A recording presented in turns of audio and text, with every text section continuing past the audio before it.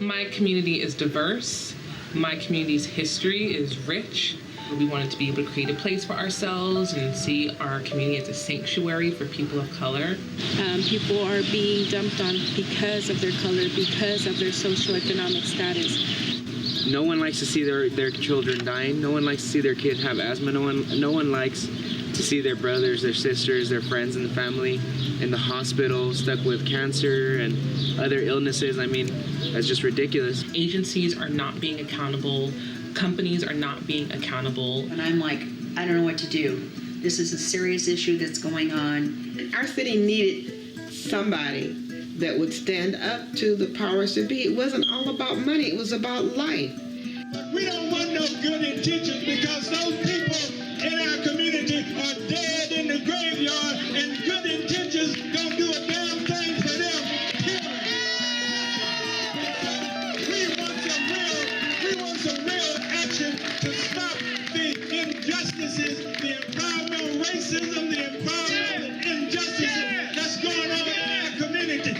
That's what we want. Just some empty words. Some empty promises.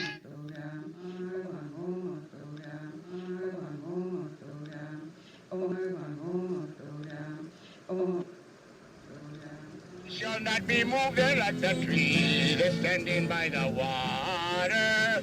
We shall not be moved. It's the most sacred area in all of the North American continent. As a matter of fact, just south of here, where we have the sacred mountains of Turtle Mountains. That's why they call it Turtle Island. This is the center of creation, and these people picked the wrong place to come and put a nuclear dump at the center of creation. It was like a dream. It was like a dream. We sat around the fire. We had a big round circle on fire going everywhere. There were people marching up and down this road that way. People were laying on the road. We were all fighting for what we believe in.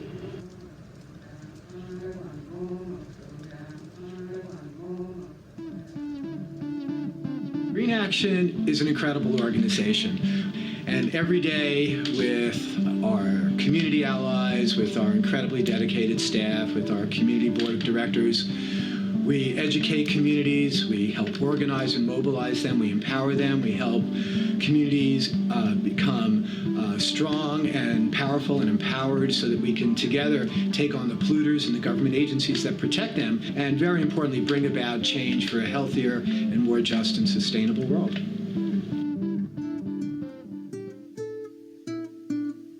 I'm a part of Greenaction because it speaks to the very heart of environmental justice. It speaks to protecting people of color. It speaks to protecting communities like East Palo Alto. It speaks to holding agencies accountable, and not always in an accusatory manner, but also in a place that we can create solutions. So Greenaction is one of those organizations that are continually in the trenches, and so they don't get as much recognition as they need and should, because they're busy working away and developing relationships with communities that sometimes aren't always on the radar. I'm a part of Greenaction because I believe in their work, I believe in their principles, we share the same principles, and their work is still very important even in this day and time. The city of East Palo Alto inherited a toxic waste plant by the name of Bromic. We waged a 20-year-long battle to shut this waste plant down.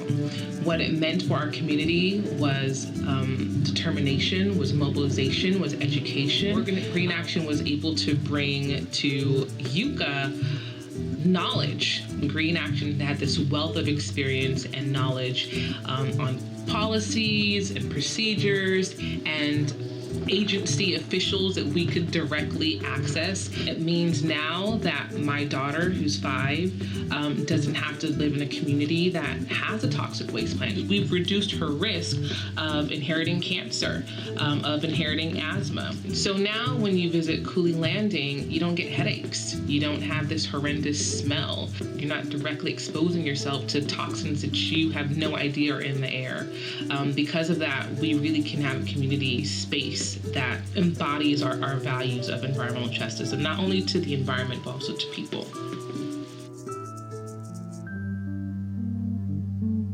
Let's come with the truth. We come with the real. We come let you see what we living through. We come and show you what we have lived through. We come with papers that show you how many people have died. We come and let you see the kids that have died. Shutting down the PG&E power plant was a great victory.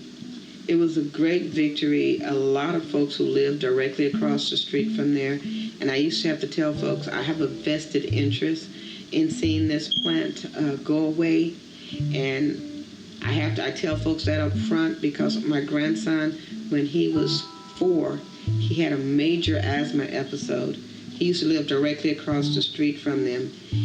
This baby, they done strapped him down from his knees, his stomach, his shoulders, and then they had a strap across his head. He's 4 years old. They needed to stick the steroids in his system first because that was the cheapest way to cure or to force him to breathe. And his eyes are swollen up and bloodshot red, and he's screaming, "Please don't let them kill me." I knew then that I was in this for the long haul. It didn't matter whether I got paid or not. Greenaction and I were going to go long ways together because they wouldn't stop. It wouldn't be about money. We would fight for everybody, no matter what. I live here. I pray here. I work here and I raise my children here. I have no choice. And I made a decision back then, it was like maybe 14, 15 years later, that this is who I was going to work with. And I've been with Greenaction ever since. The way I started working with Greenaction was Brad Angel. And he was trying to warn me that since I lived in Arizona, that all this hazardous waste was going to be coming to Arizona. He gave me a video about Casmelia, about the fight that they had in Southern California, and I was like, oh my God, that's awful. That sounds like our community of Maryville. You know, my dad retired from the Navy. We decided to move to Arizona because someone had sent him Arizona magazines, and he thought it was beautiful. So we came here thinking it was a beautiful place to raise a family. And then when I had my kids, as they got older, one of my daughters was born with heart problems. So one day I saw my friend on the news, and it seems like a lot of girls we went to high school with, all of their kids were having the same kind of health issues. And they had told me my daughter was terminally ill from the time she was born. And I just figured, you know, I was supermom or something because she was 16 years old. So I found these friends of mine from high school and said, you know, what's going on? And they go, well, we think it's in the water. So then we started a group called Mothers of Maryville. It's mostly mothers that were involved with children who had either passed away or had serious health issues. The way Greenaction has helped our community bring the people together is like, they've given us the tools. They've taught us how to do a press release. They taught us how to do protests, you know, that are peaceful. They've taught us to try to get everybody involved.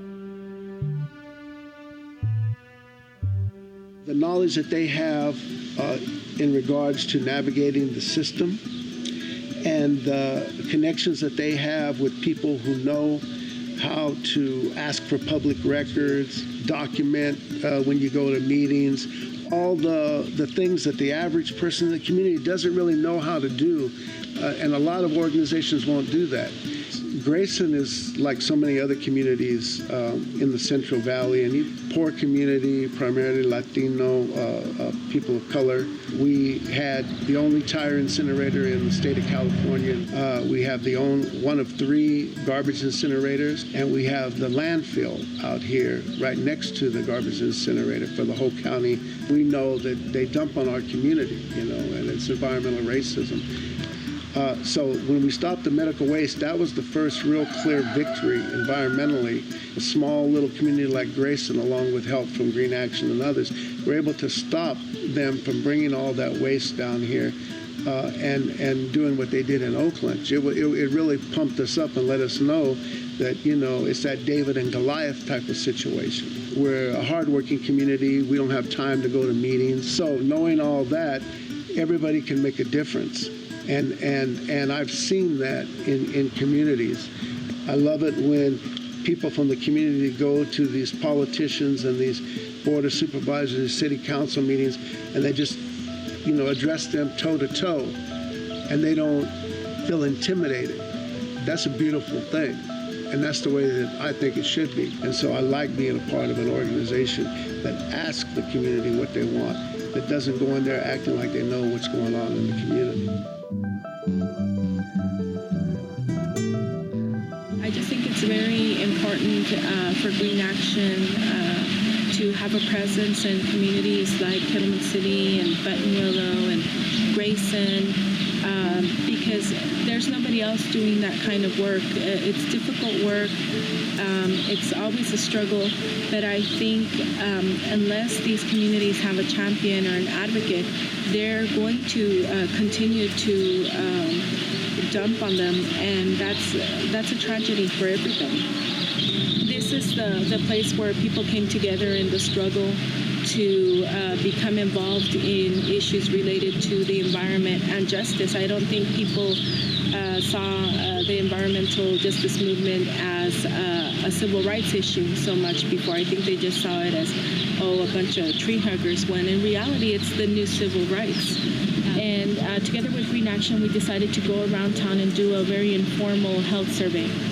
And once we started knocking on doors, we found out that there was at least 5 women in a 14-month period that had had children with cleft palate.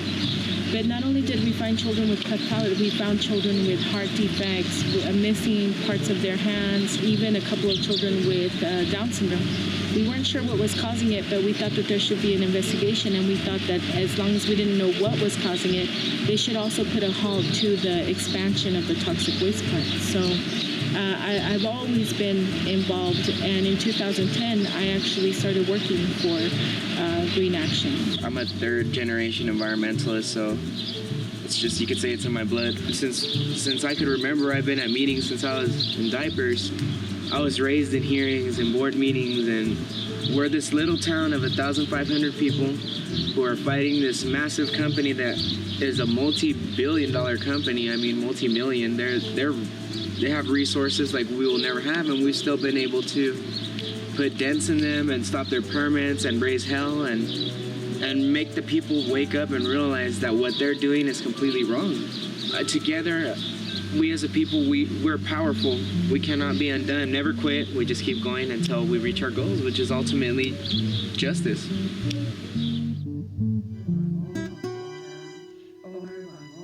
One of my friends told me that if Greenaction, if Bradley Angel was in my corner, he would never leave me. We've had a multitude of successes. Everything that we set out to do has gone in a positive way on our behalf. It's very instrumental that Greenaction does continue their work in Indian country, because everybody forgets about it. That right, and this is why we're here.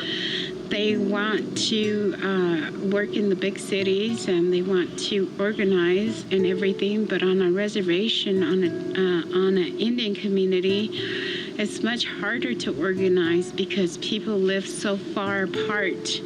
And there's transportation issues, and there's cultural differences. Greenaction's help, and with the staff, Bradley's help, we had 2 major victories: Stericycle and Vromic.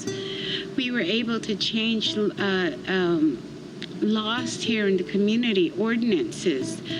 We were able to push for resolutions to protect the community and to give our local inspectors teeth so that they could do their job properly.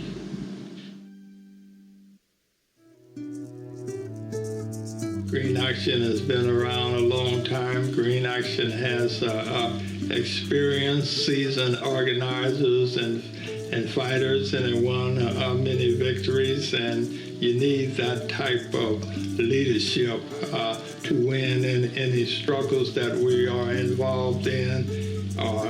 Many cases, long-term struggles. You have to be really committed. You just can't think that, you're going to come in the organization today or the fight is going to be over tomorrow. Chevron has been the major polluter in our community. We have historically not had an organization to fight back against Chevron until the West County Toxics Coalition was formed, until we became part of Greenaction, and I will believe be here as long as needed to provide an organization that people in various communities can be part of, and to provide the leadership that the environmental justice movement needs. Principled environmental leadership that stands on the principles of what our movement started out on, and that's fighting for a clean, safe environment for residents to live, work, and play in, and we will not sacrifice those principles at all.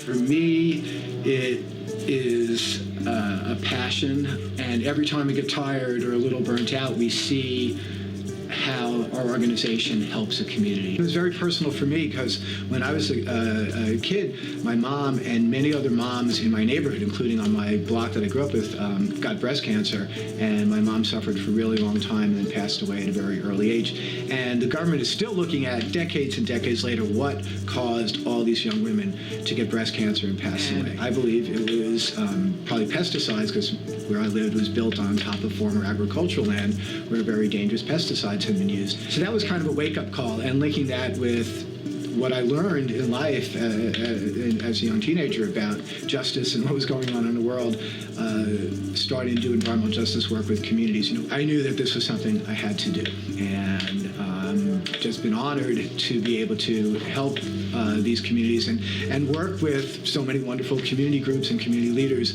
to really take on the polluters, take on these big corporations, take on the government that certainly seems to protect the polluters more than the people. And we're trying to change that, and I think we are.